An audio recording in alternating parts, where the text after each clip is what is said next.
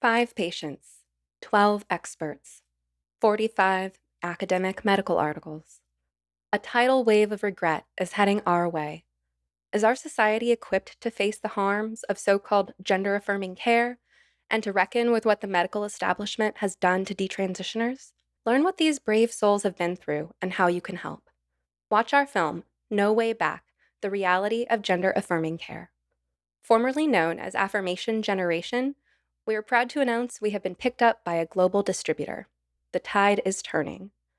No Way Back: The Reality of Gender-Affirming Care will be showing in over 130 AMC theaters, one day only, June 21st at 4:30 and 7:30 p.m. Check to see if your local AMC theater is showing it, and be there or be square. After that, it will be available to watch online and in DVD format starting July 2nd. Visit our website at nowaybackfilm.com. It's like an addictive behavior Yeah, to try and reduce that feeling of being really distressed and uncomfortable about something. Yeah. And I'm thinking of things like agoraphobia, where things like exposure therapy can actually help a lot, where you provide this patient with the stimulus or whatever that they're afraid of, and they get more exposed to it, and then they find that there's nothing to be afraid of, or even if there is something to be afraid of, they're strong enough to handle it. Yeah. And to realize that it's okay. You must be some kind of therapist. I am some kind of therapist, and I'm about to take you on a journey through the inner wilderness. I've invited brilliant guests from all walks of life to join me as we investigate, illuminate, and inspire transformation in ourselves, intimate relationships, and the social ecosystems we are constellated in. What you are about to hear may surprise you, so hang on to your earbuds for a hefty dose of sanity in a chaotic world. I am Stephanie Wynn, a licensed marriage and family therapist, branching out and building bridges between psychology and everything else under the sun. It's my honor to have you along for the ride. Let's get started. Today, my guests are Zach Elliott and Cynthia Breheny. They are with the Paradox Institute. Zach founded it. Cynthia is Director of Art and Communications. They both wear many hats there. The Paradox Institute presents educational material on sex differences. They also co-host the Paradox Institute podcast, which launched recently. You can find that on YouTube at Paradox Institute, on Spotify, the Paradox Institute podcast, and it sounds like a few other platforms as well. Zach and Cynthia have recently released thousands of pamphlets on the myths of gender-affirming care. So today we're going to talk about what all they're up to at the Paradox Institute. But first, I just want to start with something I've never had the chance to talk about before on this podcast, which is that, as many listeners are probably well aware, I'm quite active on Twitter. Many of my guests come from my connections on Twitter. Zach and Cynthia are the first people I've ever had the pleasure of meeting who met through Twitter and fell in love and are now having a baby. So can we start there? Can you tell us about your love story? Yeah, so we were both posting on Twitter in 2020 about the sex and gender issue, which is, we can get into like how we started doing that, but around 2020, I was posting long threads about the sex spectrum and why it's wrong. And Cynthia started following me around that time, and then there was a moment where a trans activist asked me, they were like, "Explain hyena cock, sir." And I'm like, What? Because female hyenas have a So, pseudopenis.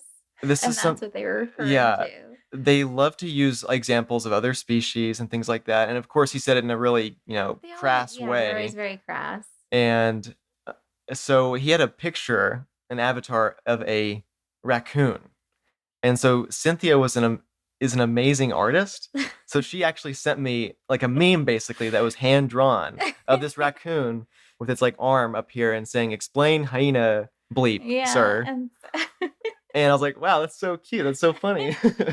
And I thought, wow, she seems like a really cool like person. And I saw her profile and it said like digital artist, animator, and author. And I was like, oh my gosh, she has so many skills. That's amazing.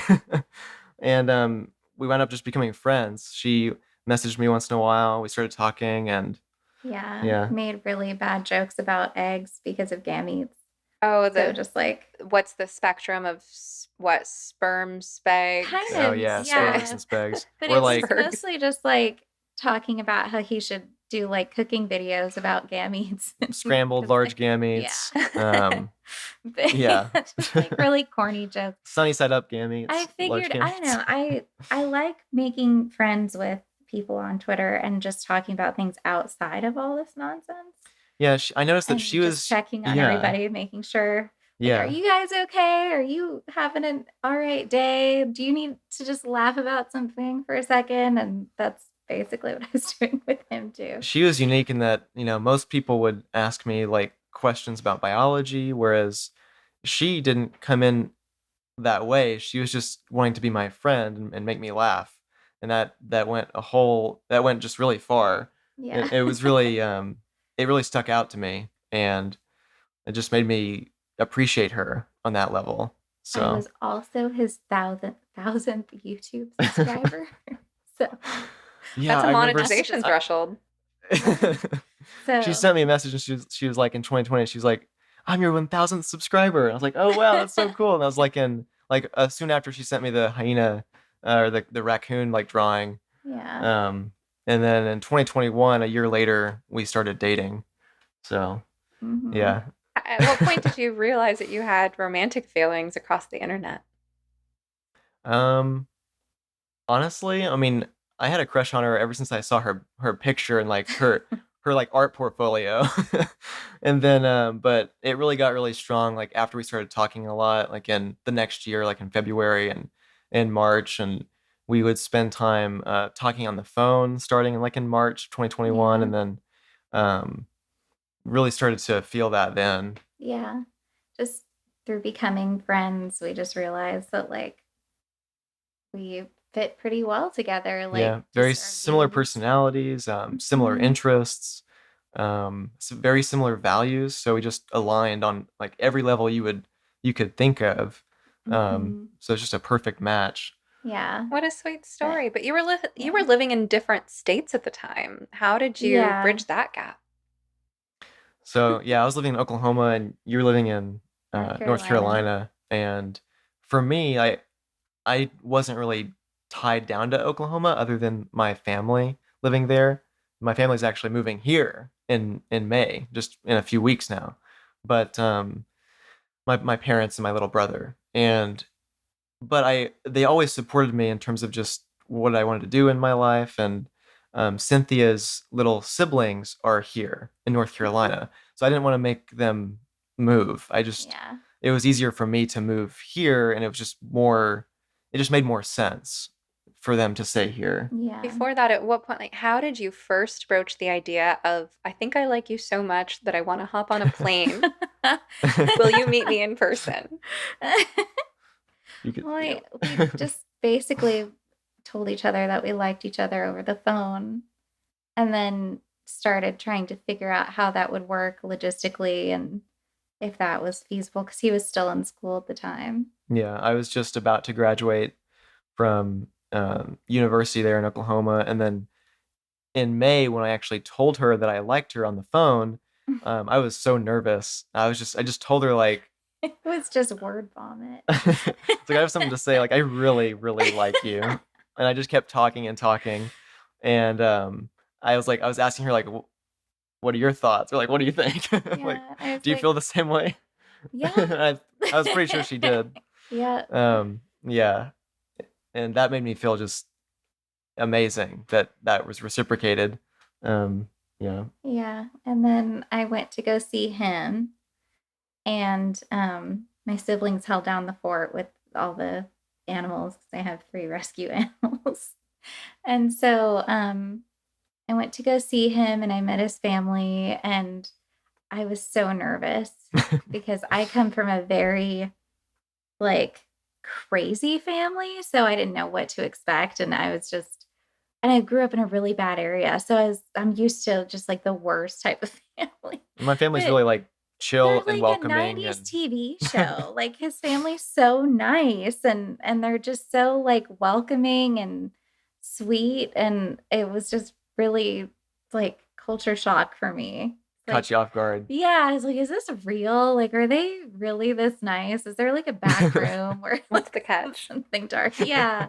But no, they really are just that nice. Mhm. So now his mom's like got baby fever. So she's Oh, just, yeah. this baby has enough clothes to last her until she's like 2 at this Yeah. point. She's already so loved. Oh, yeah. Yes. Yep. Yeah. Whereas my family, it's mixed. Um, Yeah, what are their responses about the baby? my grandmother's very happy, especially because it's a girl. Mhm. My mom is she's happy-ish, but she hates girls. So she was really disappointed that I'm having a girl and still kind of is.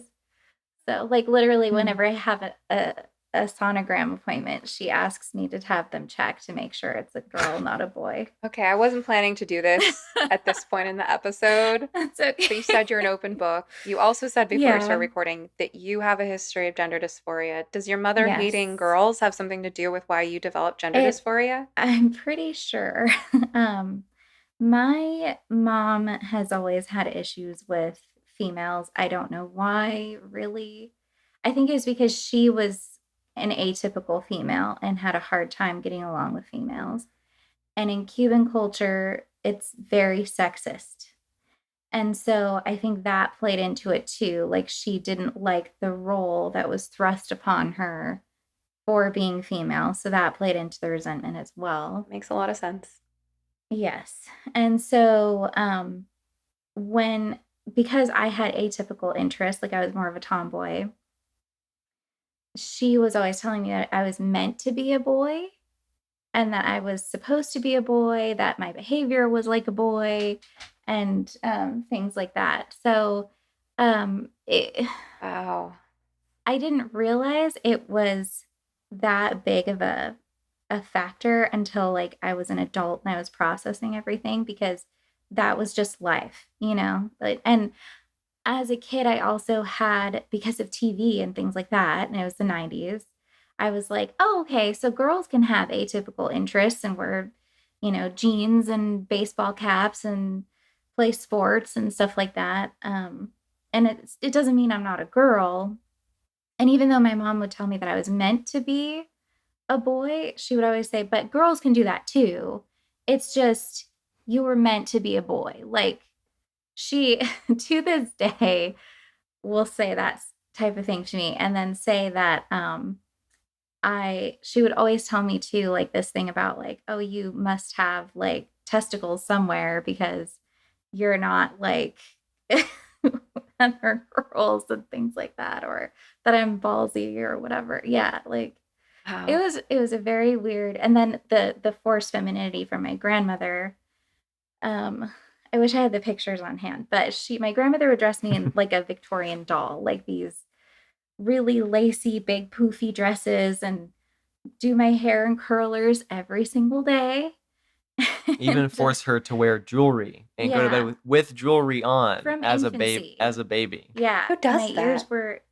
my ears were pierced. I had gold necklaces and bracelets on, and then my mom, on the other hand, when I would spend time with my mom, I got to wear jeans and t-shirts and put on my roller skates and play outside and that sort of thing. So it was a really weird Wow. childhood. This is intergenerational stuff. Yes. It's cultural. Yeah. It's influenced by your family's Cuban background, as well as the era that your grandma grew up in. Did she grow up in Mhm. Cuba or the US? She did. She grew up in Cuba. They left when my mom was 4, and then my mom didn't really learn English until she started school. So that's another source of like feeling ostracized and weird and different compared to the other girls. Because of course they lived in the South, they lived in Florida. So that was a big issue, was like feeling ostracized because of like race and things like that. Um, but yeah, so it is extremely like intergenerational. There's a lot of like issues that just trickle down. But my mom said the same thing about being a boy to my sister. And my sister, her way of dealing with the issues from my family was she developed an eating disorder. She had bulimia. And yeah, she didn't develop the gender dysphoria. She had the eating disorder and things like that, but my grandmother also like was really obsessive with weight and things like that. My grandmother and great grandmother would do things like occasionally they would say they wouldn't recognize us, and my grandmother still does that. Like they'll look at you and be like, "You look different. Why do you look different? You don't look the same to me." And my sister and I both still have that issue on occasion. It's very rare now for me. It's still more common for her because she hasn't done therapy yet. But where I'll look in the mirror and I won't recognize myself. And then I'll have to be like, do I look different? Do I look the same?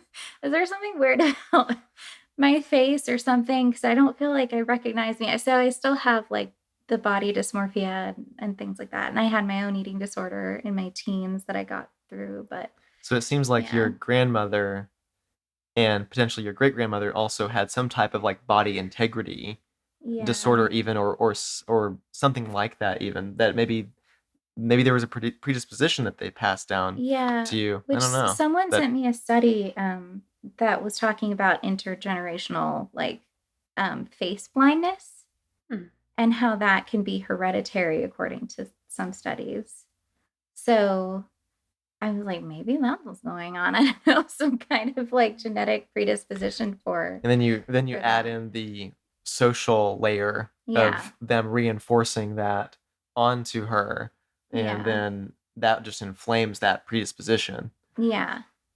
Needless to say, I'm going to be very careful about that with my daughter and like her time around my family. I don't know how much time I'd be okay with her being around them because I really don't want any of that getting into her head like it did with me and like it did with my sister. It did a little bit with my brother, but boys are favored in Cuban culture anyway. But he's an atypical boy. He's kind of like a little effeminate, a little like reserved and quiet, and that's not okay in Cuban culture. Like Cubans are very you gotta be loud and boisterous, yeah. Very, very loud. And machismo is like a big thing in that culture. And so because he's not like that, they were like, are you a fag? Are you this? Are you that? Like, yeah. And so I was very active in their upbringing. And I mean, even though I was at a distance, I still raised both of them. I made sure they had like vitamins coming in the mail. And then my father is white, and he was very, very abusive, and a lot of times would spend the family money on things that like weren't food. So sometimes they wouldn't have food. I'd have to send them food. I did all of their education.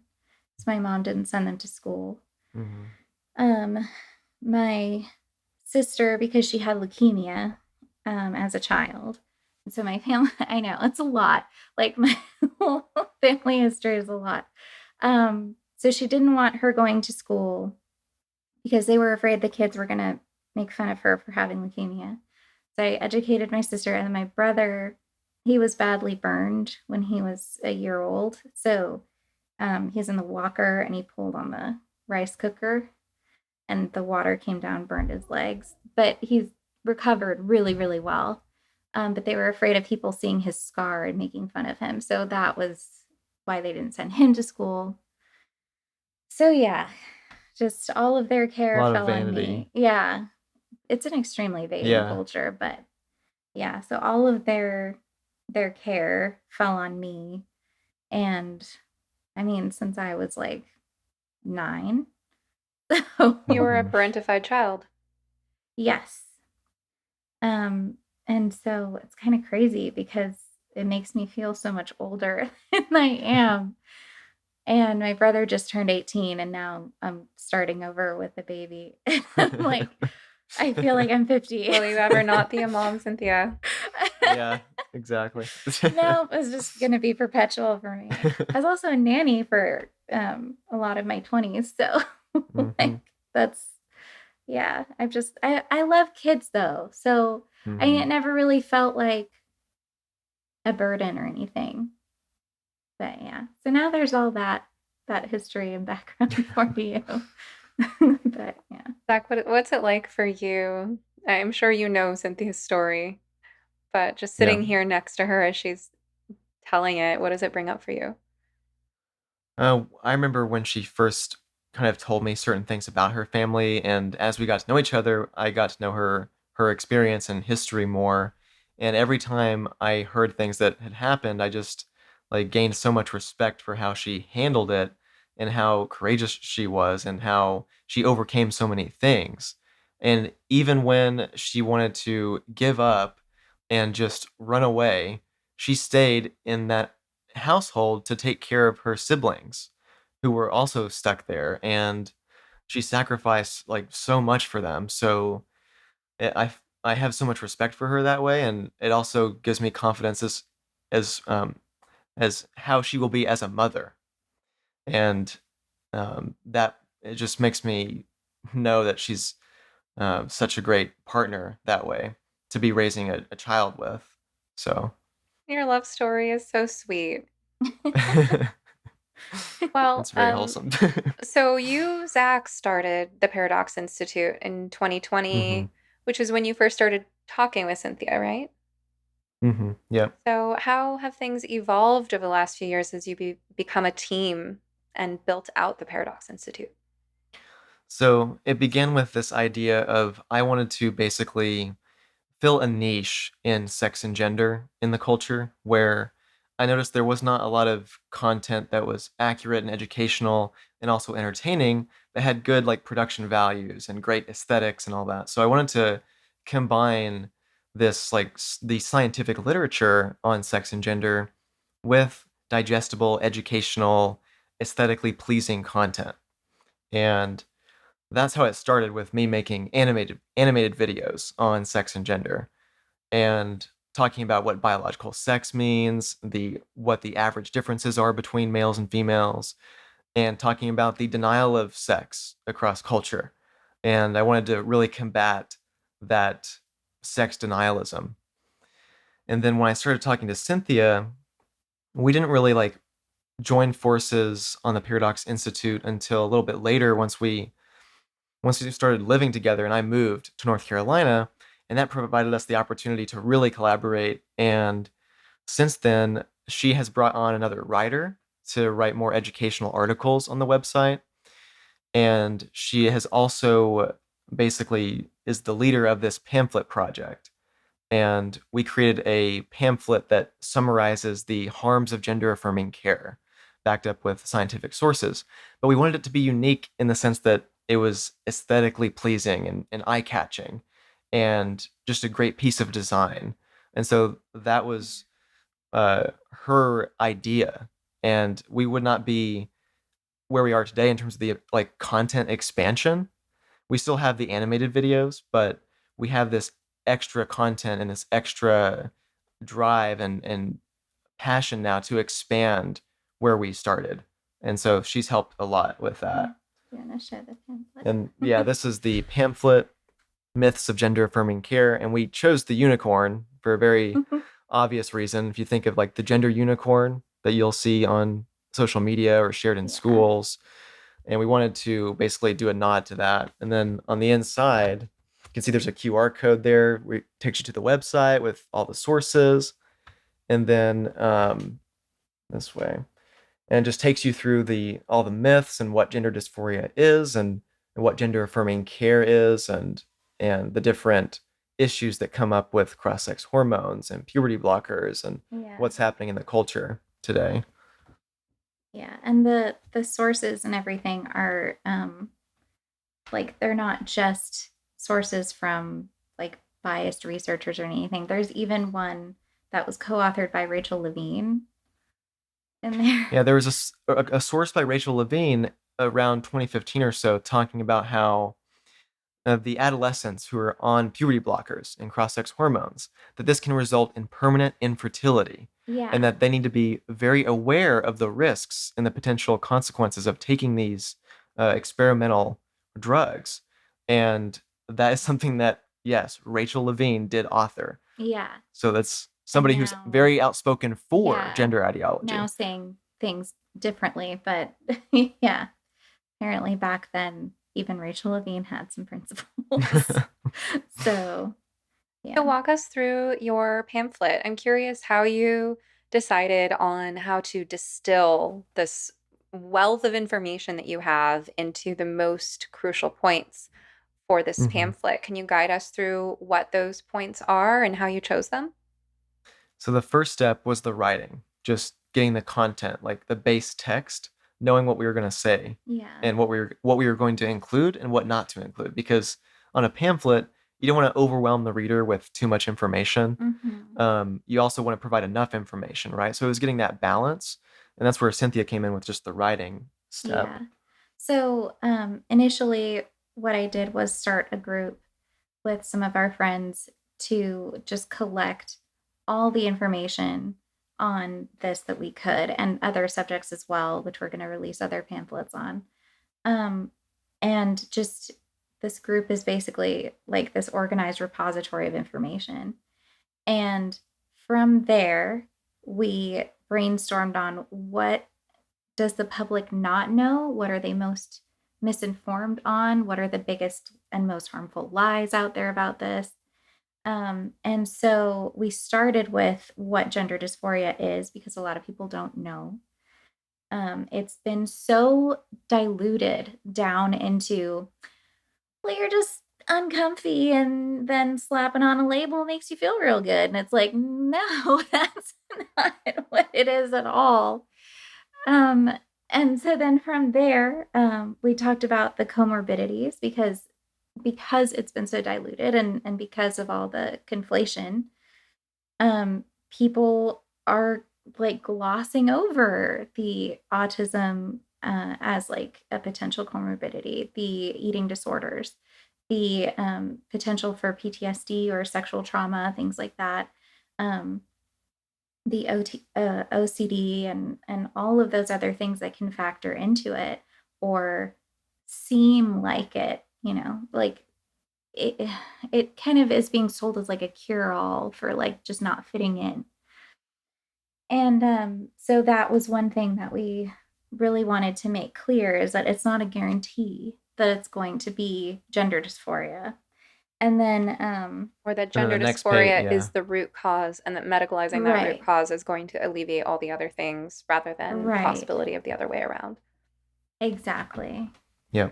Um That's what the first page covers. So that's what we mhm, wanted to introduce the reader to, is that yeah. concept, that this comorbidity concept where there's so many other things going on underneath the surface that are not being Yeah. treated.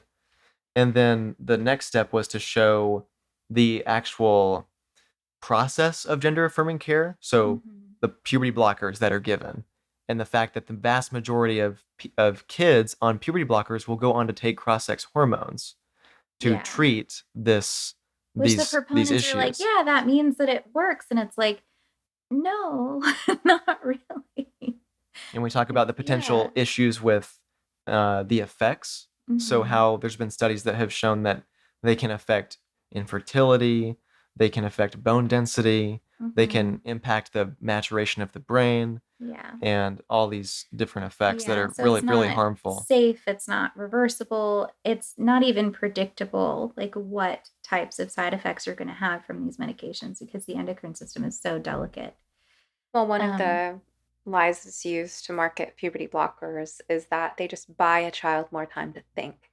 And that yeah. if Mhm. that's really what the purpose is, then why do 95% plus of children go on to take cross-sex hormones? If this is buying them time to think, wouldn't some Yeah. think, never mind?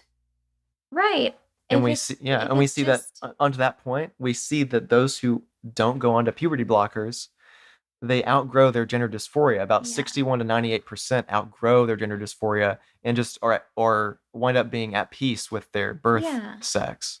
And if it were just time to think, why do we have to keep affirming the gender identity then?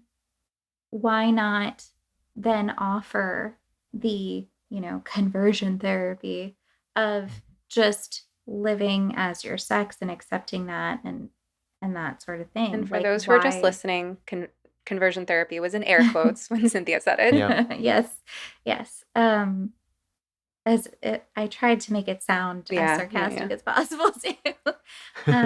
But yeah, like it's just, why not offer those things as an option? I remember that used to be like one of the treatments for people who were presenting with gender dysphoria was, okay, well, just try living as your sex and see what that means for you, and just don't apply like a really strong stereotype or label to it. Just exist and see if you still feel the same way at the end of the year, and then we can come back to In it. adolescent developmental psychology, what you're talking about is the idea of identity foreclosure, that adolescence is Mhm. a time where young people need to grapple with identity over the course of years and into early Yeah. adulthood. And it's important not to foreclose, not to decide too quickly and pin yourself in. But I think a lot of people don't realize the power of social affirmation and social Yeah. transition.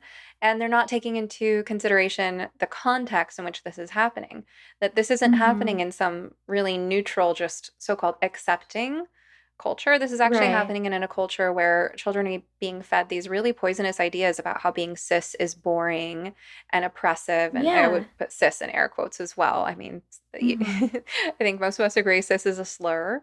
Yeah. But that's what they're being told, right? That Mhm. if you're cis, you're boring and you're oppressive, and whereas if you identify as trans, you get all this celebration and belonging. Yeah. So of you can't not take social factors into consideration when looking at any psychological phenomenon, what to speak of an adolescent psychological phenomenon. Yeah. Yeah. Like when you offer like a party and celebration versus just living life, Yeah. or, even worse, being an oppressor. Like, Or having which to face the one which shame one would of you the, pick? that there could be some other explanation for why you Yeah. don't fit in, Yeah. or why this, that, or the other. Yeah. Yeah. How are you sleeping? Sleep is a foundation of mental and physical health, equally important to nutrition and exercise, yet it's often the first thing to go during times of stress. Good sleep can help alleviate depression and anxiety symptoms, maintain a healthy weight and metabolism, protect your heart, and even reduce the risk of Alzheimer's. Yet still, a third of Americans struggle with sleep, and temperature is one of the main reasons. Before I got an 8 sleep, I was already an expert in sleep hygiene and practiced what I preach to my clients. But I would still wake up overheated in the middle of the night and unable to fall back asleep for 1 or 2 hours. Adjusting the air temperature and blankets was not enough. The mattress itself was keeping me hot. But now, I'm sleeping soundly through the night and waking up refreshed thanks to my 8 Sleep Pod Pro cover. The Pod Pro cover by 8 Sleep is the most advanced solution on the market for thermoregulation. It pairs dynamic cooling and heating with biometric tracking. The cover can adjust the temperature on each side of the bed individually for you and your partner based on your sleep stages, biometrics, and bedroom temperature, reacting intelligently to create the optimal sleeping environment. If you'd like to be more patient with your children, more emotionally stable with your partner, a fitter athlete, or more efficient at work, take it from me, a mental health professional. Improving your sleep is one of the best investments you can possibly make in your overall well-being and the lives of everyone you touch. Go to 8sleep.com to check out the pod and use the code SOMETHERAPIST at checkout to start sleeping cool this summer with up to $200 off your purchase. Even if they're already running another sale, this code will get you an additional $50 off. And yes, to my listeners around the world, 8 Sleep currently ships not only within the USA, but also to Canada, the UK, select countries in the EU, and Australia. All right, now back to the show. Let's keep going down the list. So you talked about so far addressing comorbidities. What Mhm. how puberty blockers and cross-sex hormones are prescribed, what some of the risks Mhm. are of those. What else?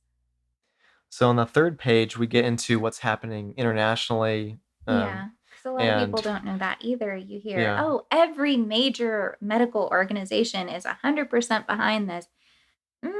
No, it's starting to become smaller and smaller now.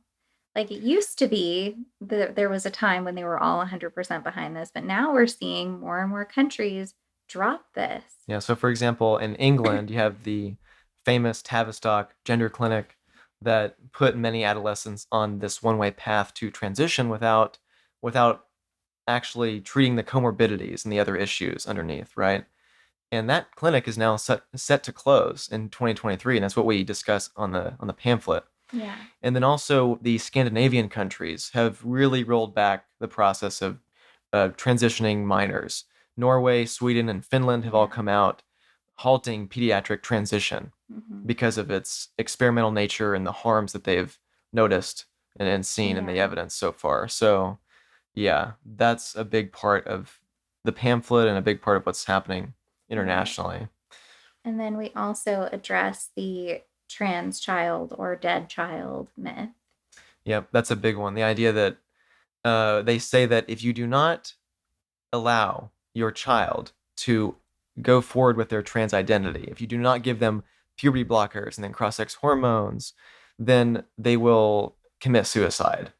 And this is a emotional blackmail tool to Yeah. basically get parents and other people to put their child onto this path and also make the child or the adolescent feel like that they're really unsafe, that they're gonna Yeah. be so depressed and anxious and so just unbelievably distressed if they don't get that treatment, right? Yeah. And it tells them that they are not strong enough to handle whatever they're facing and that they have to be medicalized. Right. Like And it's very dangerous. we hear all the time this conflicting message of, oh, trans is beautiful, we're so strong, this and that, we're the reason everybody else has rights. But then at the same time, if we don't get exactly what we want when we want it, if we get misgendered, if we wear the wrong color, or we're not affirmed 100% by everybody, oh, you're adding to somebody's suicide. And it's like, what? That, Yeah, no. one of the studies that we used to talk about how no, the evidence shows that if kids are not given puberty blockers and cross-sex hormones, no, they do not commit suicide. There's Yeah. no data to back that up that it increases the suicide rate if they're not given those things. And one scientific study that we used in the pamphlet to discuss those claims, it covers that emotional blackmail in that study, saying how Mhm. this is a really dangerous thing to say to kids and adolescents who are already dealing with such high rates of Yeah. anxiety and depression, right? That they're going to kill themselves. Like, that is so irresponsible for people Yeah. to say. And I'm really glad that an actual scientific study looked at that Yeah. and mentioned that.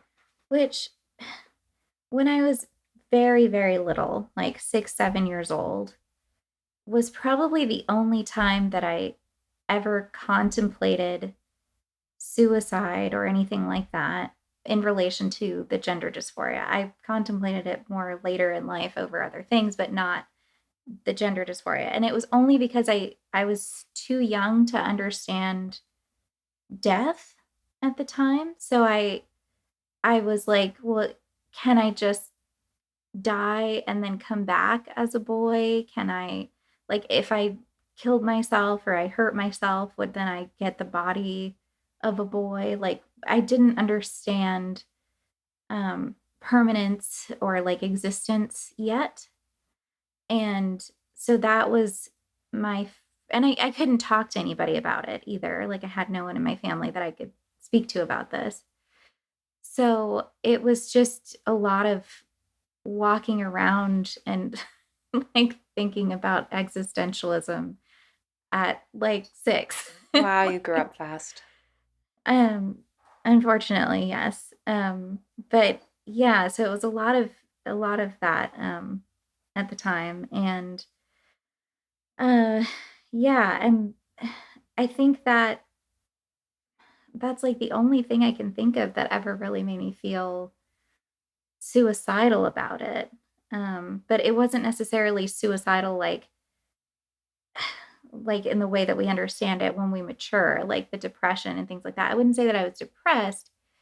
It was just that I was very confused as to what it meant to be female and in a female body, and that I wasn't going to grow up to be a man, and like what permanence was and life was and things like that. So I don't know, just that whole trans child or dead child thing, like really, really rubs me the wrong way because it's not handled well at all, like from a social perspective, like a social psychological perspective. Mm-hmm. So Yeah. I'm so glad that you're And, confronting that myth. It's one of the most dangerous mm-hmm. things out yeah, there, and I'm also really passionate about debunking this myth, and especially Mm-hmm. given that the opposite is what's true, given mm-hmm. that long term, 7 to 10 years plus, the outcome rates are dismal, and the Yeah, Mm-hmm. more invasive and permanent procedures someone has had, the higher risk they are of all cause mortality and yeah, 19 times higher rate of suicide. And of course, yeah, I think people are afraid to speculate as to why that is, but I'm not afraid to connect the dots given yeah, my 10 years of experience in the mental health field and 3 years of grad school before that, based on everything that we know about suicide. yeah, And that's where I'll say things like the fact that although it is very alarming, of course, to worry as a parent that your child is at risk of suicide, you do have the capacity as a parent to keep your child safe at home. And if you're working with an yeah, ethical mental health provider, they can guide you through that. They can help you determine as a family at what point hospitalization is needed. Now, yeah, I will say I'm very concerned about how hospitals are handling this issue because hospitals end up triangulating children further. They don't do a thorough analysis of yeah, all the factors that drove that kid to the hospital. They rather fixate on the gender dysphoria and back families into a corner, sometimes even essentially holding the child hostage and refusing to send the kid back home until the parents agree to affirm with the kid right there in the room. So the kid is learning that they have all this yeah, power and that this is the role yeah, of doctors, and that next time they're feeling this way, they can go to the hospital again. They can use the medical system to bully their parents into compliance. Um, right, and I've seen cases of hospitals holding kids where I know, based on my experience working in the field, how the usual criteria and processes go for when you release someone because they're stable enough to go back home and they're yeah, not following the standard protocol when it comes to this gender stuff. So I'm very Yeah. concerned about the hospitalization and how that's currently going. But my point is, more generally speaking, that a good therapist can assess the complexities and nuances of any Mm-hmm. particular expression of suicidal ideation, can guide mm-hmm. when hospitalization is needed or when a higher level of care is needed, and can help a family work on safety planning at home. There are things that parents can do, and most parents are highly motivated to do those things to keep their kids safe. So that involves things like locking up sharps and medicines in a safe, Mm-hmm. for example. If you have firearms, there are, firearm safety procedures you need to do. Yeah, If the kid, you have to assess what is the degree, the urgency, the clarity and the urgency of the plan, if the kid even has a plan for how they might take their life, and then remove access to those means while incorporating more coping mechanisms and interventions. Um, Removing privacy isn't always the best thing for a distressed teen, but mm-hmm. if a parent has to take away their teen's privacy for a short period of time in order to prevent them from harming themselves, a parent will do that. So, Mm-hmm. Right, this idea yeah, You that your have kid to. will just go off and do something while you're not paying attention and there's nothing you can do about it, and that they will yeah, complete Mm-hmm. suicide, it's all Mm-hmm. very overblown. I'm not saying that we shouldn't be Yeah. yeah, concerned when a young person expresses suicidal ideation. Of course, there are uncharitable listeners who will take my words out of context and mm-hmm. try to twist them around to say Yeah, things I didn't say. But it's really important to confront this myth, given that it's used to manipulate people into doing things that have a high rate of regret. Now, if we look at the long term yeah, suicide risk, here's where I'll again speculate that other people are afraid to speculate for fear of sounding unprofessional. But Responsibility to loved ones is a huge protective factor in people who are otherwise at risk of depression or suicide. When you Mhm. take away someone's reproductive capacity, you're taking away their capacity to have children. And when you Yeah. affect their sexual functioning and their appearance, you're also reducing their likelihood of finding a secure romantic relationship. Yeah. So Mhm. you're taking away the protective factor of relationships. Yeah. We also know that these procedures and medications, if you can call them that, these drugs, um, Yeah. affect the brain. They can create chronic Mhm. pain and disabilities that make it hard to enjoy Yeah. your life. Chronic pain is a huge risk factor for suicide. So is Yeah. disability. So is not being able to engage in hobbies. So, yeah, Mhm. absolutely. When we give kids puberty blockers that are going to impair their future bone development so that they're at risk of Yeah. fractures, so that they can't be physically Mhm. active. When people have urogenital issues, as we know are a result of these hormones and surgeries, then their Mhm. lifestyles become very constricted. And Yeah. all of these are absolutely risk factors for suicide. And there are more that we could Mhm. speculate about as well. Yeah. Yeah. Yeah, definitely. And the whole premise that you can be born in the wrong body is a very strong um, idea that people latch onto because Yeah. it seems to explain their discomfort and the dissociation that they're experiencing. But ultimately, it's not anything that's based in science Yeah. because it's a metaphysical claim. Right. You're making a claim about something that cannot be falsified. So it's an unfalsifiable claim, right? It's kind of thinking of as if you have this soul that's separate from your body that then is somehow a different sex than the body that you're in, and it just it doesn't add up. And when you try to actually treat it that way, because your brain and your body are integrated into one, when you're altering your body, it's not like it's going to align it with your brain or however they think about it. Yeah, no. It's just going to make you more dissociated because you're moving further and further away from your actual body, like who Also, you are. we've seen studies that HRT can increase risk of dementia and other psychological issues. So I can't imagine that put a distressed person on cross-sex hormones and just see how it goes psychologically. Like it's not going to go great. Like definitely should be addressing the psychological concerns first. And then once a person seems more of sound mind, we can come back to that potential. But like the fact that there are people right now who legitimately seem psychologically disturbed and that they can be affirmed in every way, including legally and everything else, that is bananas to me. It seems incredibly irresponsible. And it's no wonder this thing has kind of steamrolled everything because the people on the front lines of it are not well. So of course they're not going to see things rationally or want, safeguarding or anything like that Mm-hmm. because it's a runaway train. It's not Yeah. controversial that hormones affect our mood and behavior. This is well Yeah. established. Mm-hmm. Every woman Yeah. knows this from personal experience of Mm-hmm. menstrual cycle, Yeah. PMS, the impacts of birth control, the impacts of Mhm. pregnancy, postnatal Yeah. issues.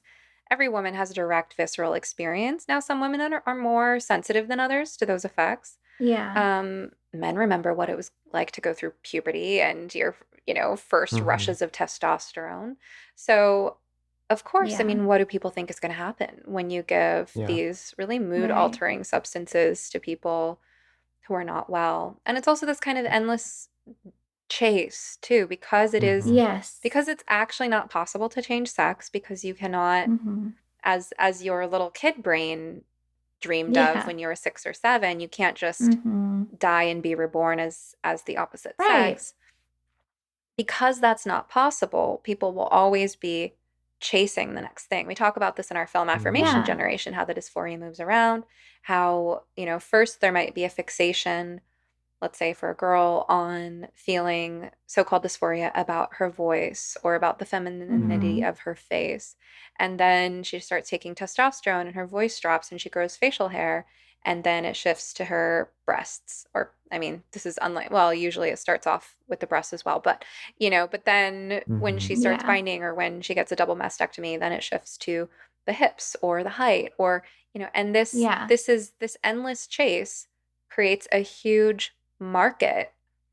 Yeah. It's a humongous industry that sells people the next solution and the next solution. And you go down this path for years. And then there Yeah. are these bogus studies that show that in the short term, uh, they're, 3, 6, 12 months after these procedures, people report reduced distress. Now, there are a lot of holes we could poke Yeah. in those studies, and I'm curious if there's any holes you want to poke.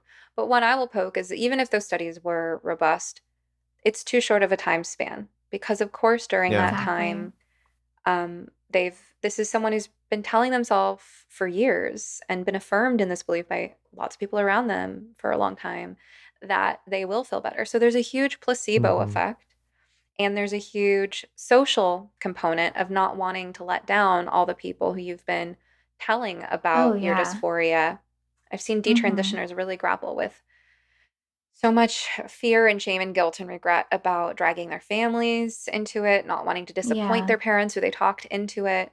So there are all these Mm-hmm. psychological and social factors that go into the reasons why some people do uh, appear to temporarily feel better. Plus, there's, Yeah. you are on mood altering substances at that point. So there's Yeah. that. Testosterone can have all kinds And of influences on yeah. a female, and it can feel great or terrible depending. But Yeah. there are all these reasons that Mm-hmm. that it's just too short of a time span to look at. And what we really Mhm. need to look at is the long-term stuff. I also recently have been reminded by some of the wonderful people I talk to that there is no ICD code for detransition. So there's not actually a way for doctors or therapists to note in medical billing software or in a patient's Mm-hmm. chart as a formal code, the Yeah. same way you would have a code for anxiety, depression, Mm-hmm. gender dysphoria, Mm-hmm. history of Mhm. cancer, any of these things that a doctor could note in a patient's chart.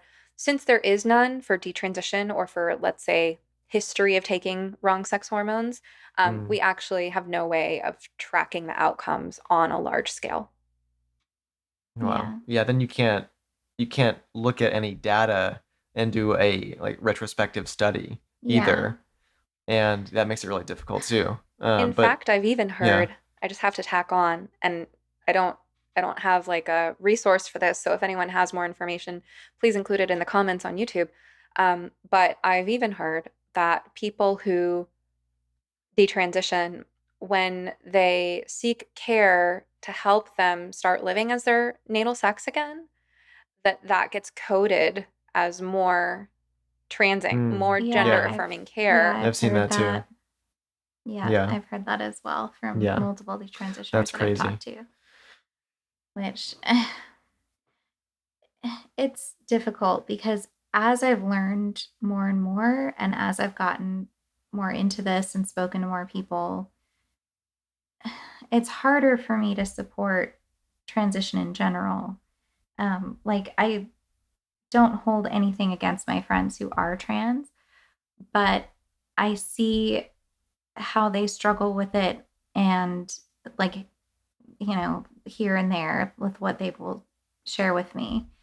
And it really makes me worry about them, and it makes me realize, like, this isn't like a great way to treat anything because a lot of them still have those delusions or like the anxiety about little things, like, oh, my voice is this, and if I stop tea, then I can hear it. I can hear that I'm sounding more feminine by the day. And it's like, but I need it. I need the tea, but it's giving me psoriasis, and it's making me feel sick and whatever, but I just feel like I need to keep taking it. And it's like, I, It's like an addictive behavior yeah, to try I and reduce that feeling of being really distressed and uncomfortable about something. yeah. And I'm thinking of things like agoraphobia, where things like exposure therapy can actually help a lot, where you provide this patient with the stimulus or whatever that they're afraid of, and they get more exposed to it, and then they find that there's nothing to be afraid of, or even if there is something to be afraid of, they're strong enough to handle it That's a Yeah. and great to realize that connection. it's okay. As a therapist, I've gotten an up close and personal view at what people tend to struggle with day in and day out. Turns out it's almost universal that we know we should be taking better care of ourselves in terms of the basic building blocks of well being, like diet and exercise. But as valuable as it is for our mental and physical health to change our lifestyle habits, it's also much easier said than done. People often set goals that are too lofty, only to feel even worse about themselves when their aspirations inevitably fail. That's why I recommend starting with positive changes that are as simple as possible. Enter my new favorite beverage line. Organifi makes it so easy to improve your nutrition and start feeling better right now with refreshing plant-based blends of superfoods and adaptogens that you can just mix with water. My personal favorite is their green juice. It contains moringa, ashwagandha, chlorella, spirulina, wheatgrass, beets, turmeric, mint, lemon, and coconut water. 100% organic with no added sugar, and it tastes great. My family loves Organifi Gold, which promotes relaxation and restful sleep, served mixed with warm almond milk before bed. Organifi also makes several other powerful blends, all organic and loaded with vitamins, minerals, antioxidants, phytonutrients, anti-inflammatory herbs, and adaptogens. For less than $3 and 3 grams of sugar per serving, you can start giving yourselves the support they need to manage stress and feel good. Check out their product line at Organifi.com. That's spelled ORGANIFI.com. And use promo code SOMETHERAPIST to get 20% off your entire order. Your whole body will thank you. I'm so glad you brought that up, both of those points. Mhm. I'm going to draw another connection there. So I'm reading a book right now called The Way Out. It's about neuroplastic pain and pain reprocessing therapy. This was recommended to me by Travis Brown from the Signal Productions, who had a horrendous battle with debilitating pain and tried a lot of things. And this book was the thing that helped him. I've also heard from other long haulers who support my work who've reached out to commiserate over how we're treating our long haul COVID, and pain reprocessing therapy has been recommended by someone in that camp as well. So I became curious, and I just finished listening to the audiobook, The Way Out, and it's fascinating to learn about neuroplastic pain, the pain patterns that form in the brain. There's usually a triggering event. Oftentimes, it could be an injury, something real that did happen, as well as periods of high stress. But the brain learns to essentially become hypervigilant to pain. And in the process, it learns to essentially misread neutral sensations and cues from various body parts as pain and code them as such. So the pain feels very real. And it's not to say it's all in your head, but it is in your brain. And your brain is your nervous system. It runs throughout your whole body. It's complex, and very little of it is the conscious thought part. So it's been fascinating for me to learn about this and learning about neuroplasticity from a different angle. Of course, as a therapist, I've been studying neuroplasticity for years, but it's just so I've been thinking about the pain fear cycle. This book is helping call my own attention to ways in which my stress response and my own fears and emotions have reinforced some of my physical ailments. And I find as I'm thinking about this that it has a lot of relevance for my own patients, not necessarily always just dealing with physical pain.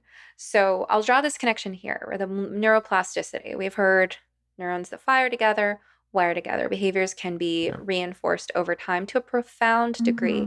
So when you talk about something like obsessive compulsive disorder, part of how that develops, now I'm not an expert on OCD, so OCD experts correct me gently, leave friendly comments, and I'm open to your ideas. But it's my understanding that part of how OCD develops is through the repetition, where there is some kind of cue. It could be an internal or external cue.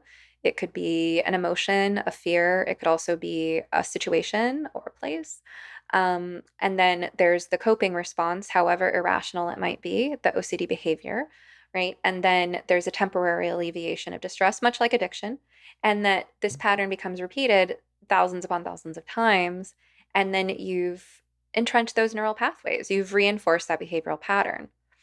And some of pain reprocessing therapy bears some resemblance to exposure therapy for OCD. Mm-hmm. Um, so it's tricky with pain because you don't want to overexpose yourself. You don't want to push yourself because the essence of pain reprocessing therapy is establishing a sense of safety in your body, right? It's reconditioning your body and your brain so that when you feel that sensation, once you have gathered sufficient evidence that that is in fact neuroplastic pain and not a sign that there's something wrong with your body, then you can go on to sending yourself signals of safety and that this is a false alarm. So you don't want to Yep. push yourself Yep. too hard, because if Yeah. you push yourself past that threshold, just telling yourself it's all in my head, I have nothing to worry about, I'm not injured, well, then you don't actually physiologically feel safe, and more pain is going to, Yeah. push you into a relapse of symptoms. But there is an optimal balance, and that balance,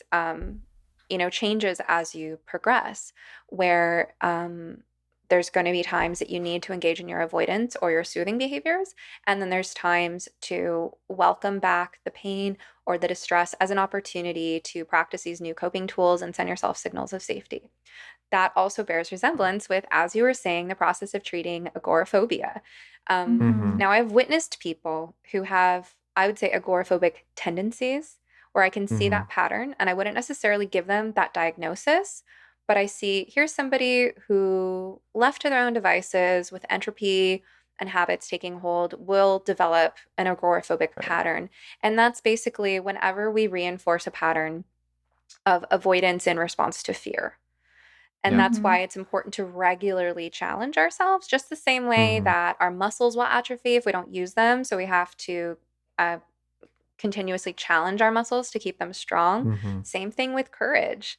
Yep. Yeah. You have to regularly practice tolerating difficult experiences and surviving them, and then returning to a sense of safety, and then returning to challenge again in order to maintain that psychological strength. So people develop this agoraphobic pattern, or any kind of phobic pattern, when there's a Mm-hmm. cycle of normal fear being met with avoidance behaviors. So it all loops together beautifully, and let's Yeah. bring it back Yeah. to gender dysphoria. Thank you. That actually brings me to something that I experienced with, I had an anxiety disorder very briefly, or it was getting towards that back when I was in school.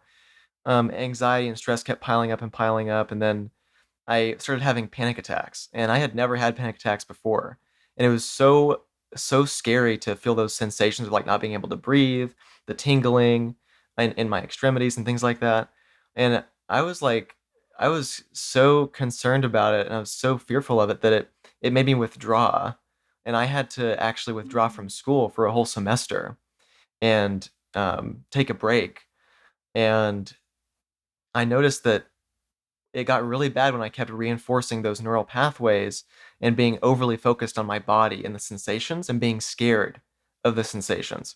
I even went to the ER, like, because I was like, I thought there was something wrong that needed to be fixed, and there was nothing wrong. It was just that I was so anxious and scared about the sensations I was feeling and all the stress that I wanted this like external fix for it. And I realized that that was not, over time, after experiencing that over a few months, I eventually was able to kind of quell those fears and just face them and face the sensations and learn that it's okay, and that you just have to sit and observe those feelings and sensations and thoughts and not judge them, just let them pass. Mhm. And I went through like meditation, and I went through some therapy, and it all helped a Yeah. lot. And that year I went on the trip of my life. I went to Asia, went to Hong Kong, Japan, and South Korea after that anxiety episode and all the panic attacks. And that was really a big step for me in getting out of my comfort zone. And because I had never been out of the country before, never experienced anything like that. And it was with my school group. And it was such a powerful experience. And it inspired me so much that I actually, that year, wound up writing The Gender Paradox in 2019, my book on sex and gender. And then the following year in 2020, I started the Paradox Institute. So I don't think any of this would have happened if I hadn't have gone through all that anxiety and the panic attacks and then overcame that and faced my fears. It's So like that you was a got your big, life big back thing. and then some. Hmm. You also Yeah. develop that deep sense of competence that you can face what might feel like an insurmountable challenge Yeah. and recover from it and develop those strengths.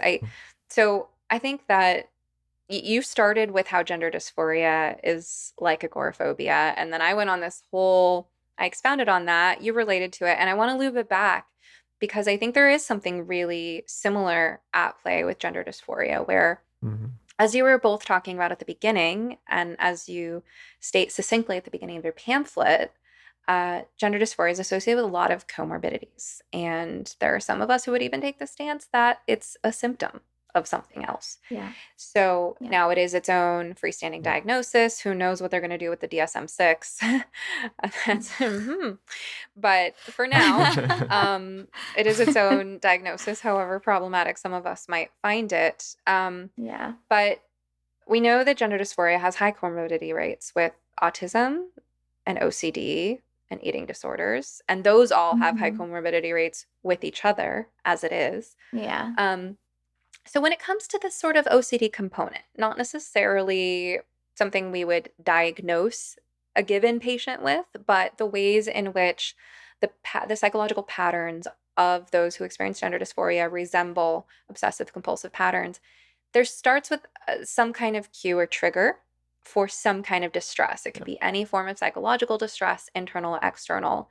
Could be as simple as normal developmental life challenges associated with the awkwardness of puberty, the social stuff going on at that time, the body image stuff going on at that Mhm. time, or could have to do with family dynamics or any number of other things. But anyway, there's distress. And by the way, I will Yeah. add, I've noticed from my work with parents that their trans identified daughters' distress and behavioral issues over gender stuff seem to get worse during the premenstrual time of their cycles, which is no Yeah. surprise to anyone who's looked at how hormones affect the female brain. So I Yeah. actually sometimes I teach parents to track their daughter's menstrual cycles. If your daughter's willing to work with you on it, depending on the Mhm. strength of your relationship, teach her to track her own cycle. But if she's Yeah. resistant, then pay attention. If that means looking in the bathroom Mhm. trash, whatever it means, Yeah. start tracking your daughter's cycles and track her mood and behavior to notice if there's a correlation, because a lot of parents will report Yeah. that time after a girl's period, leading up to ovulation, that time in the cycle, that most women feel their best, their daughters are feeling and acting their best as well. And then Yeah. it's, maybe a few days before her period hits is when the big storm comes and the fights over gender. So anyway, there's Yeah. any trigger for distress, right? It could be Mhm. psychological, social, physical pain. And then there is a linkage to the body as scapegoat. I did an episode Mhm. with an old Mhm. school psychotherapist who's been working with detransitioners since I was a kid, Bob Withers, called The Scapegoated Body, Transition Regret and Psychotherapy. So the body becomes a scapegoat, the sex of the body in particular, or the so-called gender. Mhm. Um, and that's the fixation, right? The Yeah. behavioral and mental fixation on this is why, right? It could be any number of things that are actually underlying it, but there's a narrative here and a seed that gets planted. Mhm. And then the behavior in response to that could be obsessing over trans Mhm. social media content, texting your friends who are trans identified about how awful your Yeah. parents are, getting into a fight with your parents, pushing for a binder, pushing for a clinic appointment. It could be, any kind of behavior that Yeah. exacerbates this family conflict or this distress over gender. And then the cycle repeats itself. And so when you learn as a young person whose brain is still developing that this is what to do with your distress, you really do have this narrative and you believe it and you experience it to be true. And it's this narrative, my dysphoria, that they Yeah. call it, which is really similar to the obsession that someone can develop with their neuroplastic pain or with their agoraphobia and panic disorder Mm-hmm. or with any number of sort of irrational fears that a person with obsessive compulsive disorder might have. Yeah. So, how do we treat that? I don't work with this population, but I do hear from clinicians who do work with this population and are trying to figure out how to help. And I think if your patients are open, or if you're not a therapist, but you're in some other capacity trying to help someone and you resonate, you recognize this pattern that we're talking about, how do you help that? Well, to help lighten and untangle the fixation that makes everything about gender. There's a huge Mm-hmm. mistake that parents often make. And I'm trying to make this episode valuable to all the parents who I know are listening who are worried about their kids. One of the biggest mistakes that I frequently see in my counseling and consulting clients who are worried about their kids is making things about gender when the kid didn't make it about gender, because the parents are so worried and so Mm, upset about this issue that yeah. they'll end up poking the bear Yeah. sometimes. And Yeah. it's like, you need to help your kid stop fixating on this. There's more to Yeah. life. But when you're in that OCD Yeah. mindset, you see the whole world through that filter. Yeah. Mm-hmm. And it reminds me a lot of like the therapy that I did was very much exposure therapy. Yeah. um, I stumbled across like one of the only outlets I had for like seeing the world really, that wasn't school, because I was kind of I grew up in a really bad neighborhood, and like it wasn't the best place to learn about the world, and I was like a really nerdy, reserved kid for the most part. So I didn't have a ton of friends. I wasn't allowed to have friends come over. I didn't get along with any girls. So I was like, okay, I guess I will just be a loner forever. And the way that I learned about the world was through TV. And back in the 90s, there were a lot of talk shows and things like that. And they were all competing over who could get the most extreme, like psychological disorders on air at one point. And one, which was great for me as a kid who was dealing with a lot of psychological issues. I was like, awesome, I'm not alone. There are people just as crazy as I am. But um, one of the episodes that I saw, I wish I could remember which show it was, but I was just so young at the time. I think I must have been 8 or 9. Was an episode where they had on people with eating disorders, body integrity disorders, and gender dysphoria. And which I now looking back, I'm like, that was so forward thinking for them to have all three on at the same Mm. time, because they're all related. So I learned a lot from that episode, but one thing that they talked about was phototherapy, which was this experimental therapy that they were doing with eating disorder patients, where they took basically artistic nudes of the patients, and them working with doing the poses and then seeing the photos helped them relate like what they did physically with seeing their body realistically in the photos. And so fast forward to my early 20s, and there was this photographer that I really, really liked. And he did artistic underwater nudes. And it turned out not only did he live nearby, but all of his patients had some kind of, or I say patients, at the time I just thought they were models, but then I found out they were basically patients, were dealing with some kind of body issue. Most of them were postpartum moms who were adjusting to their bodies after giving birth and had a lot of issues around like how they looked, and the water kind of helped make everything look softer, so they were okay with seeing themselves nude, and it helped them accept themselves and feel like not ugly and things like that. A lot of the other women were ones who came out of the BDSM community and had a lot of trauma processing that they had tried to do through kink, because there's that weird myth where it's like it's all about consent and empowerment, and you'll feel great and get over everything if you do kink. And it's like, no. So a lot of them were coming out of that community.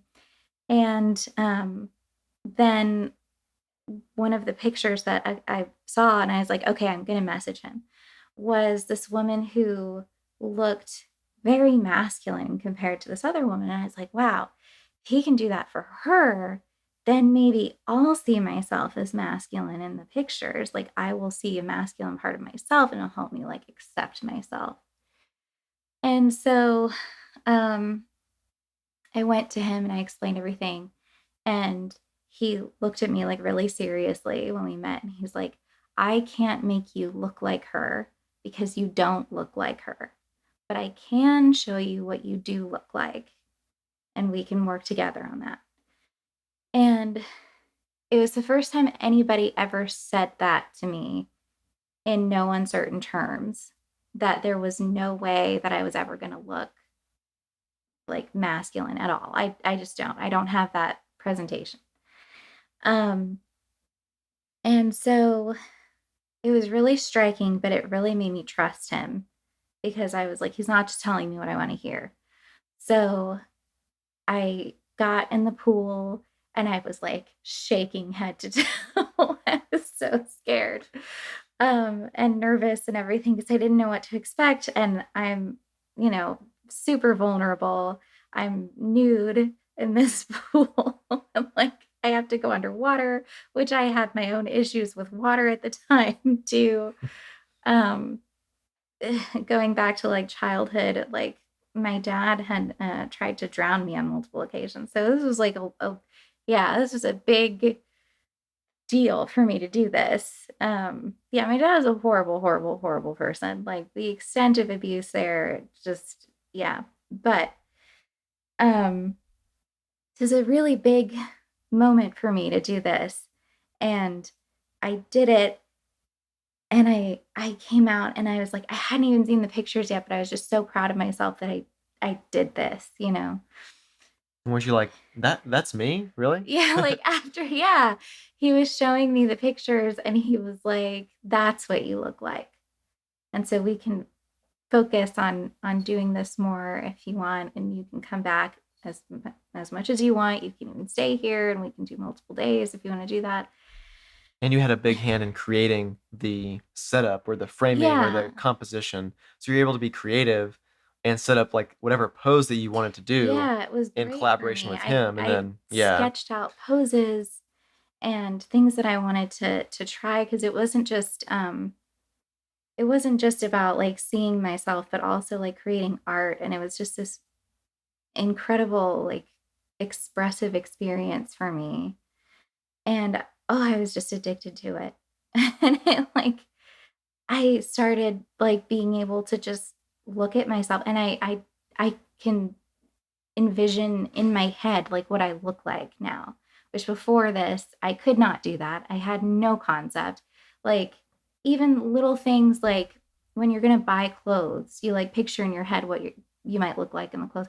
I couldn't do that. I had no concept of like what my body really looks like. And this goes back to a really interesting fact in the neuroscience literature, which is that with people who have gender dysphoria, what they've found is that when they are shown opposite sex morphs of themselves on like an opposite sex body or something, their brains light up like crazy, especially the areas that are involved in self-perception and own body ownership. Yeah. And however, when they're shown a same-sex morph, their brains don't really activate as much. So people with gender dysphoria, they're really relating to that opposite sex morph. So they're seeing themselves more like as if they're the opposite sex. Yeah. But through therapy, it's likely that you can actually reduce that activation, where then the activation increases for the same sex morph, so that you relate more to your actual body and the sex you actually are. And that's, I think, what phototherapy probably does, is it actually it builds or potentially just reinforces and grows the maturation of those regions, so that you can perceive yourself more accurately. And so it was this amazing experience. And then it also helped me relate to my body in like in a loving way too, like an appreciation for it, um, which I did not have. Like, not just because of the gender dysphoria, but um, in my teens, um, I like my first experience with sex was rape, and then my dad sexually abused me after that for years and trafficked me, um, at threat of killing my mom, who was pregnant at the time, and my sister. And so it was the first time I ever really saw myself nude and just was appreciative and, admiring it really for the first time, being like, that's me, like my vulnerability, like, so it was really transformative. And it was that like exposure therapy and seeing myself in a like a kind light, I guess would be the way to say it, which it was the first time. It was the first time. I had always been so um revolted by my body, like as a child. Like I just wanted to cut it up. And then um as I got over the gender dysphoria, started accepting, that's when the sexual abuse started. So went right back to just totally hating it. And then here I was now being like, wow, like that's me. Like that's what I look like, and I can see it now and not hate it. And it was such a valuable therapy. I would love to see that more for people. Um and then like the photographer had also been sexually abused as a child. So just one of the first people I ever really opened up to about it was him. And it was just really good. I didn't feel alone. I didn't feel like disgusting for the first time ever. I felt like a lot of self-worth and things like that for the first time. And yeah, it was really, really good. And again, like the exposure therapy, talking about that stuff was extremely painful. And you don't want to talk about it. It hurts, like physically hurts to talk about that stuff. And then just being able to talk to him about it and talking to other people about it. And then finally, I went to hypnotherapy to do inner child work and stuff like that. And getting to talk about it there really, really repaired a lot of that stuff. So now my gender dysphoria is so like minimal. Like I really only have the issues like occasionally, but it's so, so rare. A little bit started when I got pregnant, and then it started that whole like, this is alien, this is wrong, this is not okay, this is really scary and gross and creepy and that sort of thing. But then now it's I like because of him and how supportive he is and everything, and how he has just allowed me to process those things and been there for me, made me feel safe.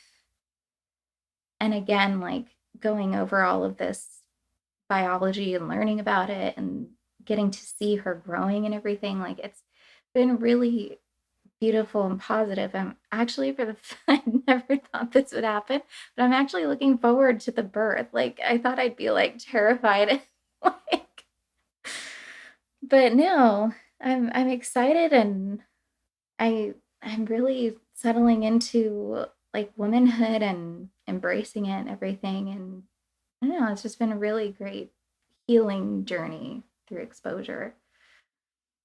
Wow. Sorry. Cynthia, thank you for sharing your story. and you got like a 10 out of 10 on the trauma history. Yeah. And look at you. You're doing amazing, and you're beautiful, and you're healthy, and you're safe, and you have a good man, and so much to be grateful for, and you're doing incredible work. Really an honor to host you sharing your story so transparently and vulnerably. Um, I don't know what to say to, I mean, just the things that you have been through. I've never heard of this phototherapy before. I mean, of course, licensed therapists can't encourage our clients to take our clothes off in front of us. So I'm sure he wasn't a Yeah. conventional Yeah. therapist, but Yeah, I I love know. hearing, as somebody who does operate within certain ethical guidelines, I do really enjoy hearing about all the different ways that Yeah. humans are being creative in their attempts to Yeah. alleviate suffering for one another. And Yeah. um, Zach, you brought up the points about the brain scans, and there's a whole conversation there we won't get into, but where I thought you might have been going when you first brought that up was something I remember from reading an article way back when on the Pitt blog, Parents with Inconvenient Truths About Trans, which for anyone who isn't familiar, that's Pitt, Pitt, .substack.com. And there's this two-part series that one of their contributors wrote. One of them was called something like the Trans Medical Taliban, and the other I don't remember. But they looked at the medical research, and where I thought you were going was the research showing that people with gender dysphoria or people who are trans identified, I don't remember which exactly, how it's phrased, have less activity in the brain regions associated with mind body connection. And of course, because they're exhibiting signs of dissociation and they're wrapped up in a belief system that's reinforcing that dissociation and essentially telling them they should promote that dissociation. So it Hmm. would seem to me what follows from that is that we need more mind body therapies. We need to help people feel Hmm. safe Yeah. and at home in their bodies. And there are many ways to do that: yoga, mindfulness, massage therapy, all kinds of holistic care can Yeah. help people feel more safe and connected and accepting toward their bodies. And now today we got to learn about this thing called phototherapy, and a way that at least one brave creative photographer with his own trauma history is helping people see themselves. And isn't that so Yeah. powerful? And that's been my observation in therapy, that so much of what is healing for my patients is to feel seen honestly and accurately in a gentle and caring light. Yeah. And I think that's what people who are suffering need, is to have that Yeah. modeled for them and to be able to over time internalize what is it to see myself honestly and accurately. I referenced earlier my conversation with Bob Withers, and in that episode, he talked about a patient who had had sex change surgery, and um, and this patient was male. And one of the patient's providers said to him, "But you're not a woman, are you? You're a man who's had mutilating surgery." And this was Oh exactly my what that patient needed to gosh. hear. Now, I'm not saying that all people would be Yeah. receptive to that. A lot of it depends on timing and context, and Yeah, but definitely. for that patient, for someone to be willing to go there and like, I see you exactly what's going on with you, was what they needed. I think truth heals. Yeah. Sunlight is the best disinfectant, as they say. So thank you so much for sharing this beautiful story of your experiences with phototherapy, and receiving help seeing yourself accurately and Yeah. compassionately.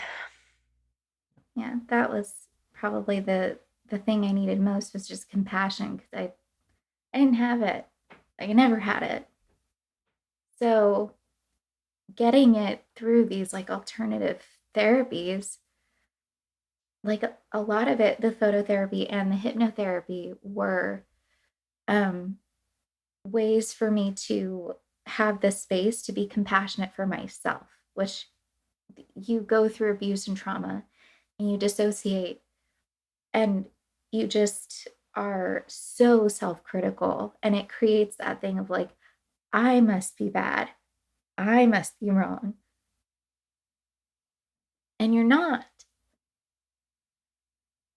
It's it's a lie, and you become comfortable in it because it's all you know. Like it kind of becomes fact to you. And it's very, very hard to accept that you're okay and that you have value. And even if you are being like offering that value to others, like for me with my siblings and taking care of them, that was not about me. Like even at the height of my suicide, like suicidal thoughts and things like that, during the sexual abuse and everything, the only reason I didn't commit suicide was so that they would never feel like how I felt. And so that they always had somebody. Mhm. It wasn't for me, which goes back to what you were saying about the responsibility in the relationships and things like that, and how you deprive people of it when you take away their fertility and things like that. If I didn't have those kids to take care of, I don't know that I would be here. So yeah, it all resonates with me. And that's why I'm like so like determined to do what I can to get through this whole mess that everybody's in right now. I don't I don't want this encouraged. I don't want anybody to feel that kind of rejection. I don't want anybody to feel that depression and those awful things, especially about something as personal and profound as your body. Like you're always connected to your body. It's never gonna not be that way. Like until we get some kind of technology or something where we can download our brains, whatever. Even then, that's still like not really you, but yeah, like you're connected to your body and everything your body goes through and Yeah. so to reject it, it's so toxic to everything. It's Yeah. foundational. Well, it's so clear to me and to anyone who's paying attention Yeah. that your motives are pure, that you're coming from a place of compassion and wisdom, good heart, good mind. And, our critics, of course, will interpret the things that we do uncharitably. They Oh yeah. will interpret this as hatred. That's the number one word that's used in negative reviews of my podcast, Yeah. by the way, is I'm accused of hate.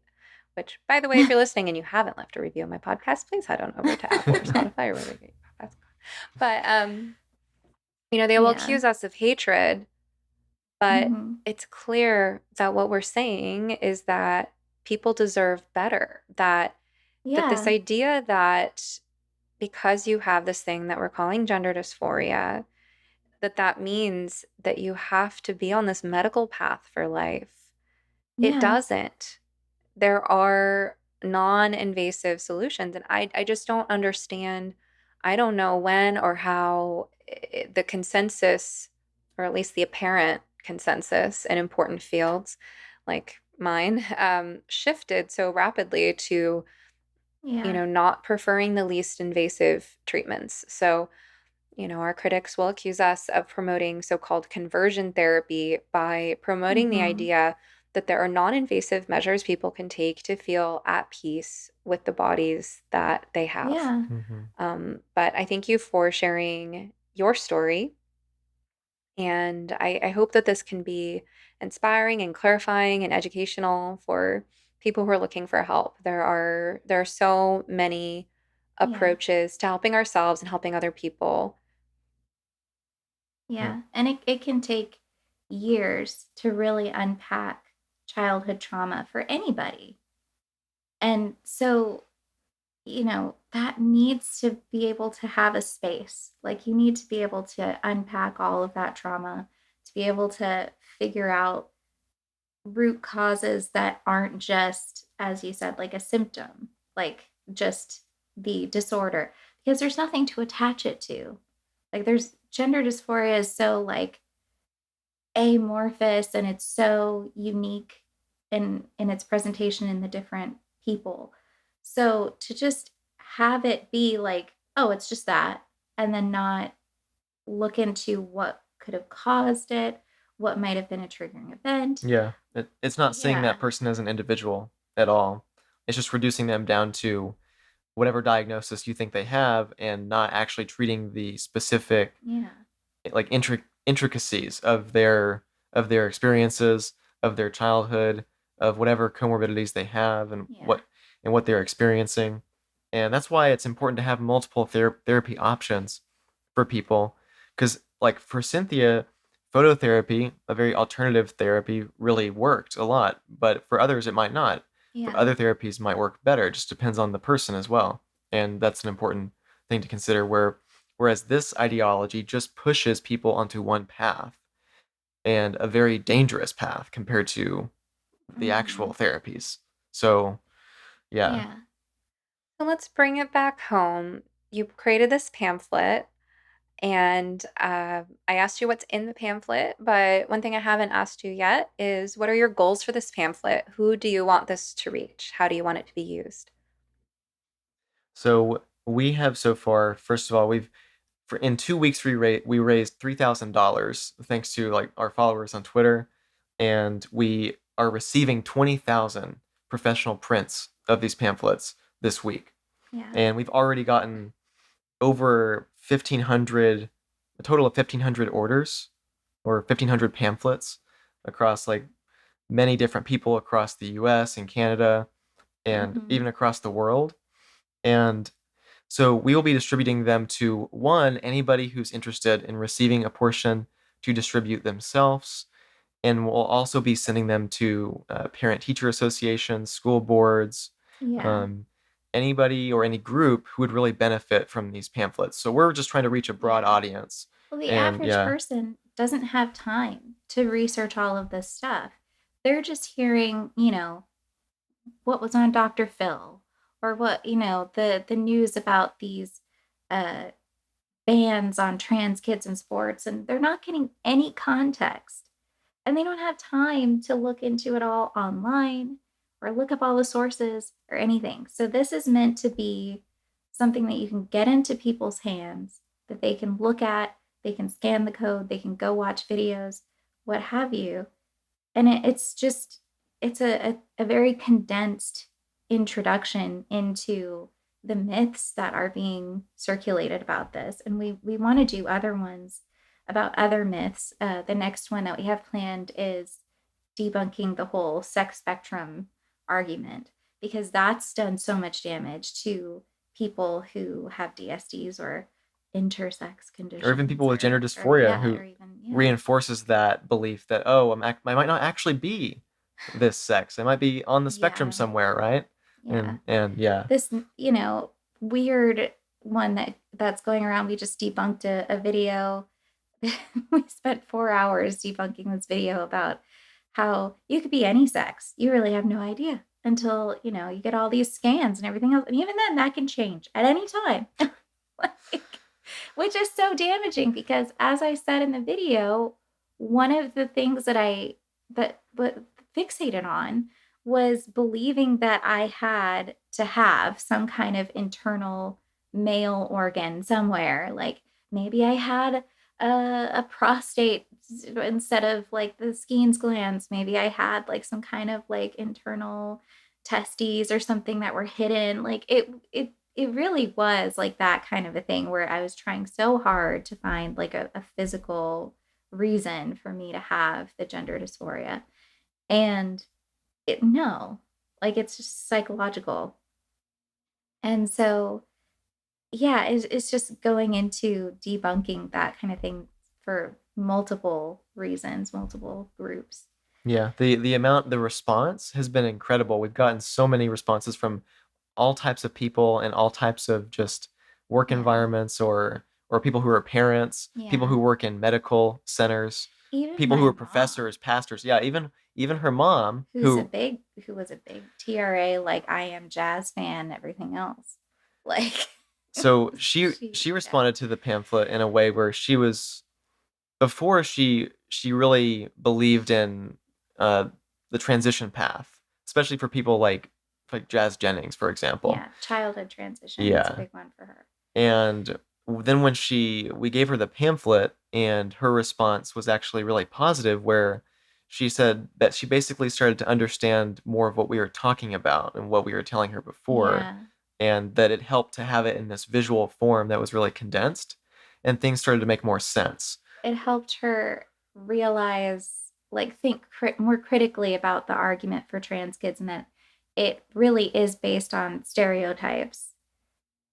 Because Jazz, the whole thing with because he wanted to wear a bathing suit when he was 3, and so now that means that he's really a girl. And I looked it up in the DSM, which really suspicious that his mother would have a DSM to look through before speaking to a therapist, but Yeah, that's the it's whole weird. thing.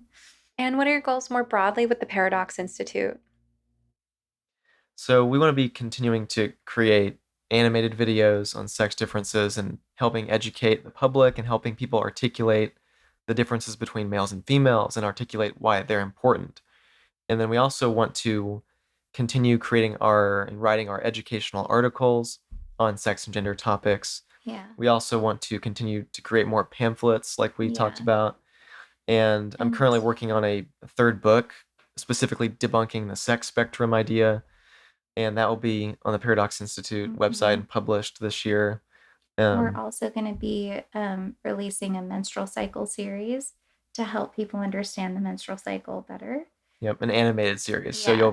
you'll have all these visuals that walk you through the stages of the menstrual cycle and how the hormonal cycle interacts. So how the hormones then go from the pituitary gland to the ovaries, then how they impact the uterus, and how it's this feedback loop, and how all the different hormones like estrogen and progesterone and FSH and LH, how they impact the cycle, and how they impact your even psychology and even the benefits of the menstrual cycle on your endocrine health and the health of your physiology, your skin, your hair, bones, and all these different things that people overlook when they think of the menstrual cycle. So basically just more awareness and education, and through that body positivity, because we're told so often as women, your period's just, it's just an inconvenience. You don't actually need it for any reason. And it's just horrible. Doesn't it suck to be a girl? And it's like, that is such harmful messaging to put out there.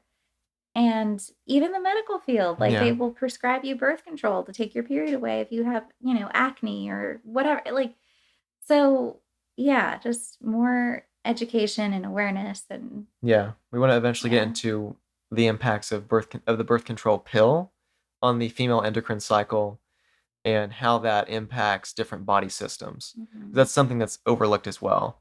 So that's really important. Yeah. That's really great. So where can people find all of your various resources?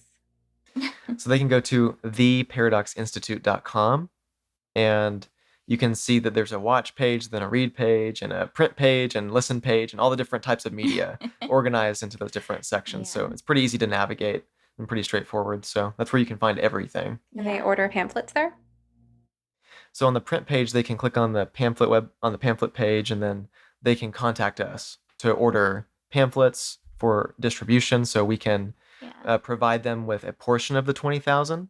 They can also buy a batch of their own that we can link them to. So they can just go there, and there's a contact page. That's great. And your podcast, tell us all the places to find your podcast, and then social media and stuff. Yeah, so the podcast, we've uploaded long form interviews with a neuroscience student. We've also uploaded audio essays of our articles, so narrating our articles, and that can be found at the Paradox Institute podcast, like on Spotify, or even YouTube is where we upload some other audio content, and that's just Paradox Institute on YouTube. And everywhere else you can really get your podcast, we're working on getting it onto iTunes right now as well. So. And do you want people to follow you on Twitter or Instagram? Yeah, or? so you can follow us, me at ZAE Lefty, LEFTY, and then PT Elephant. So P like Peter, T like Timothy, and then the word elephant. And doesn't Paradox Institute, like at PDX Institute, which is confusing, by the way, for us Portlanders, because PDX is also our abbreviation. That's right. I tried to get a tag for just Paradox Institute, but it was taken. I was like, what? So yeah, I had to do PDX, and I actually got that comment from another person from Portland. People will get used to it quickly enough. Yeah. Well, guys, it's been a pleasure. I feel like our conversation today hit a lot of needs for me. And I hope that our listeners feel as enthralled as I do because you're coming as a couple. It's actually my first time interviewing a couple. And you've got this sweet love story. We got some of Cynthia's trauma history in there. We also got debunking the myths of gender affirming care and your activism and advocacy. So I feel like it was a really well-rounded and satisfying conversation. I'm really grateful for it. You're an inspiring young couple, courageous and bold with good hearts. And I really wish you all the best and hope that some of our listeners check out your stuff. Thank you so much for joining me today. Thank you. I hope you enjoyed this episode of You Must Be Some Kind of Therapist podcast with Stephanie Wynn, LMFT. This podcast is produced by Eric and Amber Beals at Different Mix. Special thanks to the talented musician Joey Pecoraro for our theme song, Half Awake. At sometherapist.com, you can find more information on any topic, guest, resource, product, or service you've heard of here today. You can also follow me on Twitter or Instagram at sometherapist. If you would like to ask a question, suggest a topic, be a guest, or invite me to speak, you can email us at hello@sometherapist.com. You can also send us a voice memo with your question, and we just might play it. Of course, just because I'm some therapist doesn't mean I'm your therapist. This podcast is not a substitute for medical advice. If you need help, ask your doctor or browse your local therapists online. And whatever you do next, please take care of yourself. Eat well, sleep well, move your body, get outside, and tell someone you love them. You're worth it.